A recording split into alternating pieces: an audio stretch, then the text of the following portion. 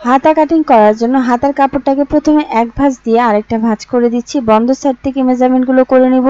নিচের দিক থেকে এখানে আমি 3 ইঞ্চি নিচ্ছি, কারণ হাতাটাতে একটু ডিজাইন করে নিব। এই লাইন থেকে লম্বাটা ধরে নিচ্ছি এবং উপরের দিক থেকে মার্জিন ধরে নিচ্ছি। নিচের দিকে যে লাইনটা করেছি সেই লাইন থেকে এখানে ডাউনটা ধরে নেবেন, ঠিক আছে।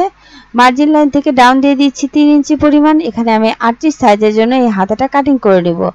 এখন এখানে আমাদের শেপ করে নিতে হবে। শেপ করার জন্য আপনাদের ব্যাক পার্টটা নিয়ে নেবেন। ব্যাক পার্টের আর্ম হোলের এক্সট্রা অংশগুলো বাদ দিয়ে অরিজিনাল যে আর্ম হোলটা এভাবে করে শেপটা মিলিয়ে নেবেন।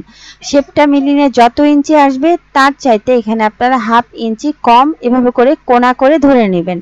এখানে আমি হাফ ইঞ্চি কম করে মার্কিং করে দিচ্ছি এবং মার্জিন ধরে নিচ্ছি। সেলাই মার্জিন ধরে নিতে ভুলবেন না।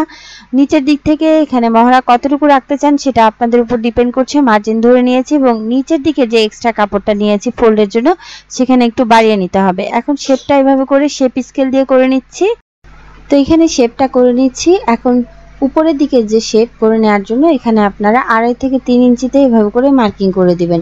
তো এখানে আমি 2.5 ইঞ্চিতে মার্কিং করে দেওয়ার পর এভাবে করে হাতার শেপটা করে দিচ্ছি এবং ভিতরের দিক থেকে 1.5 ইঞ্চি তালপাটের জন্য আরেকটা শেপ করে দিয়েছি। এখন দাগ অনুযায়ী কাট করে নিচ্ছি। তো তালপাট কাটিং করার জন্য যে কোনো দুইটা পার্ট উপরের পার্টটা ধরে নিচ্ছি এবং এখান থেকে আমি তালপাটটা কাটিং করে নিচ্ছি। তো খেয়াল করবেন তালপাটটা যখন কাটিং করবেন তখন আপনারা বিন হাতাতে যেভাবে করে রেখেছিলেন যতটুকু পরিমাণ সেই অনুযায়ী তালপাটটা কাটিং করে নেবেন। তো এখানে কাট মার্কগুলো করে দিবেন। কাট মার্কগুলো করে দিলে এখানে যখন সেলাই করবেন তখন খুবই সুবিধা হবে আপনাদের। তো এইভাবে করে কাট মার্কগুলো করে দিচ্ছি এবং খুবই সহজ উপায়ে এখানে আমি হাতাটা তৈরি করে নিয়েছি।